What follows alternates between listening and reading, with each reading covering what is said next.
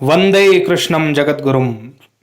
हिमाचल में प्रदर्शन और विवाद थम नहीं रहा है। लोग पहचान गए हैं समस्या और उसके कारणों को।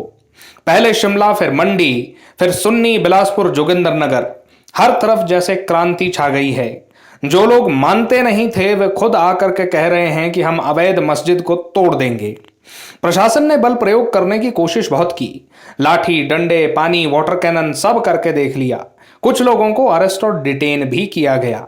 मगर जनता का जोर इतना था कि कांग्रेस सरकार के मंत्री महोदय ने विधानसभा में खड़े होकर के कह दिया कि लव जिहाद और डेमोग्राफिक चेंज जैसी चीजें हिमाचल में हकीकत हैं। बिना आइडेंटिफिकेशन और रजिस्ट्रेशन के किसी भी गैर हिमाचली को काम नहीं करने दिया जाएगा। ये तो वो फैक्ट्स और इवेंट्स थे जो शायद आपने न्यूज में इतने दिनों में देखे होंगे। पर क्या हकीकत बस इतनी ही सी थी? क्या ये जो कुछ हुआ इसका कोई रिजल्ट होगा भी, या बस शोर था जो थम गया?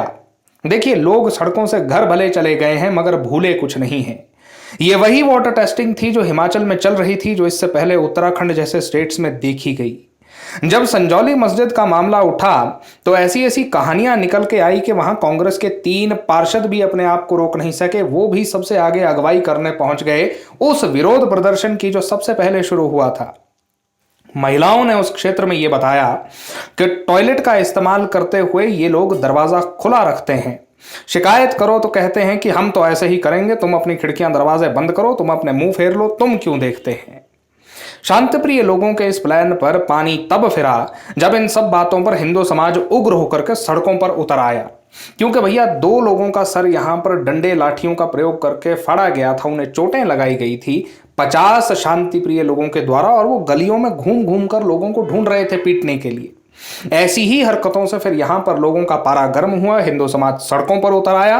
भारी बैरिकेडिंग के 50 बैरिकेड्स लगे हुए थे, भारी बैरिकेडिंग थी, भारी पुलिस बल तैनात था सड़कों पर, लेकिन उग्र हुई हिंदू भीड़ सबको गिराती तोड़ती हुई आगे बढ़कर के संजौली चौक पर इकट्ठी हो गई, जहां बहुत मुश्किल से उन्हें काबू किया गया। पिछले 2 हफ्तों में भारत के 85 करोड़ बहुसंख्यक हिंदू समाज को एक मिसाल हिमाचल ने पेश की। यहां के 97% जो यहां का सनातन समाज है उसने पेश करके दिखा दी। पिछले 2 हफ्तों में भारत के 85 करोड़ बहुसंख्यक हिंदू समाज के सामने जो मिसाल पेश हुई कि हिमाचल का 97% हिंदू सनातन समाज जिंदा है। ये मरे हुओं का मोहल्ला नहीं है। ग्रंथों में लिखा है कि क्रांति की शुरुआत उत्तर से होगी। जिस प्रदेश ने कांग्रेस की सरकार का नैरेटिव तोड़ दिया, और वो नैरेटिव क्या रहता है हमेशा से, ये आप सभी लोग जानते हैं।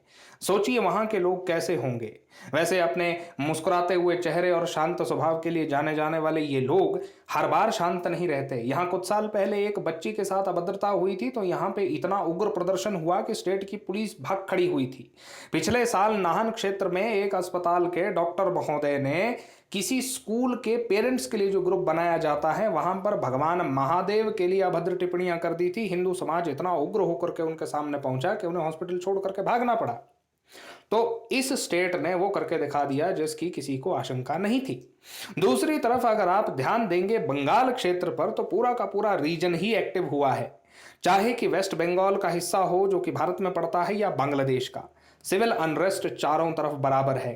बांग्लादेश में हालात सुधर ही नहीं रहे हैं, अल्पसंख्यक हिंदुओं पर हमले होते ही जा रहे हैं। अब तो फरमान जारी हो रहे हैं सरकारों की तरफ से कि भैया दिन के जो 5 बार हैं उसमें भजन कीर्तन बंद रहेगा। वैसे कौन ही लगाएगा इस बार वहां नवरात्रि का पंडाल या कोई और पंडाल।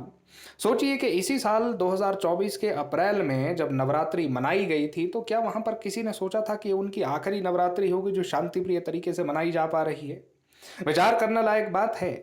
भारत के बंगाल में अगर सोचा जाए, देखा जाए, तो आरजी कर मेडिकल कॉलेज में जो ट्रेनी डॉक्टर के साथ बर्बरता हुई, उसके बाद जो स्थितियां बनी हैं, वहां के डॉक्टर्स सुप्रीम कोर्ट के कहने के बावजूद भी आंदोलन को थम नहीं पा रहे हैं। वह आंदोलन बंद नहीं हो रहा है, डॉक्टर्स काम पे वापस नहीं आ पा रहे हैं। डॉक्टर्स को बार बार सरकार बुलाने की कोशिश कर रही है। 3-3 घंटे तक वहां की सीएम साहिबा का वेट जो है वो पूरा नहीं होता, उन्हें वेट करना पड़ता है।